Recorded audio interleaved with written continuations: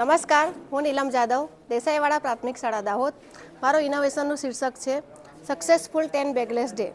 આપણી રાષ્ટ્રીય શિક્ષણ નીતિ 2020માં વિદ્યાર્થીઓના વ્યવસાયિક શિક્ષણ પર સૌથી વધુ ભાર મૂકવામાં આવ્યો છે અને તે માટે 10 બેગલેસ ડેનો કાર્યક્રમ અમલમાં આવ્યો છે. તો આ કાર્યક્રમને ધ્યાનમાં રાખીને મેં મારી શાળામાં વિદ્યાર્થીઓને એવી વસ્તુઓ બનાવતા શીખવાડ્યું છે જે ભવિષ્યમાં કદાચ એમને નોકરી ના મળે તો એ આવી વસ્તુઓ બનાવી અને વેચીને એના દ્વારા રોજગારી મેળવી શકે. એમાં તમે અહીંયા જોઈ શકો છો, અલગ અલગ પ્રકારના ઘરેણાં બનાવતા શીખવાડ્યું છે, ત્યાર પછી રાખડી બનાવતા શીખવાડ્યું છે, અલગ અલગ પ્રકારના કાર્ડ્સ, કાપડની થેલી, કાગળની થેલી બનાવતા શીખવાડ્યું છે, ત્યાર પછી કાપડના માસ્ક બનાવતા શીખવાડ્યું છે, સર્જનાત્મક પ્રવૃત્તિ શીખવાડી છે. અહીંયા તમે પોસ્ટરમાં પણ જોઈ શકો છો, અલગ અલગ પ્રકારના કાર્ડ્સ, પ્રાણી પક્ષીઓના મોહરા બનાવતા શીખવાડ્યું છે, જીવન કૌશલ્યને લગતી પ્રવૃત્તિઓ કરાવી છે, શાળા બેનર બનાવવાની પ્રવૃત્તિ કરાવી છે, જે અહીંયા ઉપર તમે જોઈ શકો છો. અહીંયા જે તોરણો દેખાય છે ઉપર, એ તોરણો વિદ્યાર્થીઓ દ્વારા બનાવવામાં આવેલા છે, એ પણ એમને શીખવાડવામાં આવ્યા છે. ત્યાર પછી વેસ્ટમાંથી બેસ્ટ પ્રવૃત્તિ, જેમ કે નકામી પાટલીમાંથી ચપ્પલનું સ્ટેન્ડ બનાવવાની પ્રવૃત્તિ, પ્લાસ્ટિકની નકામી બોટલમાંથી છોડ માટેના કુંડા બનાવવાની પ્રવૃત્તિ.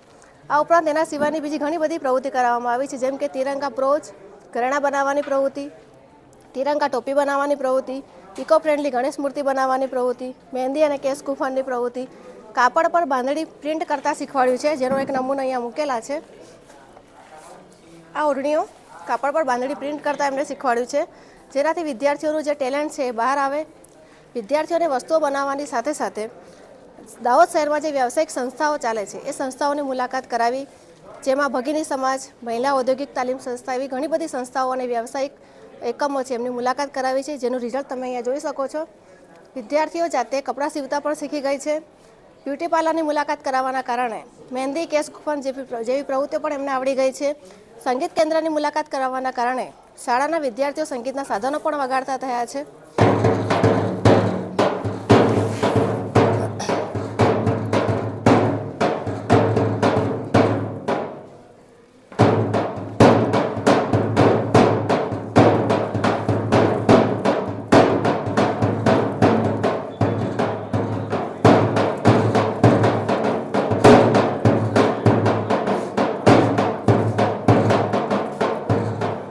આ ઇનોવેશનનું પરિણામ ફક્ત મારી શાળામાં જ મળ્યું છે એવું નથી, પણ મારી શાળાની બહાર સમાજ સુધી પણ મારું ઇનોવેશન પહોંચ્યું છે અને સમાજના લોકો, શાળાના વિદ્યાર્થીઓના વાલીઓ, એમના પરિવારના સભ્યો પણ વ્યવસાયિક સંસ્થાઓમાં જોડાયા છે અને રોજગારી મેળવતા થયા છે. નમસ્કાર.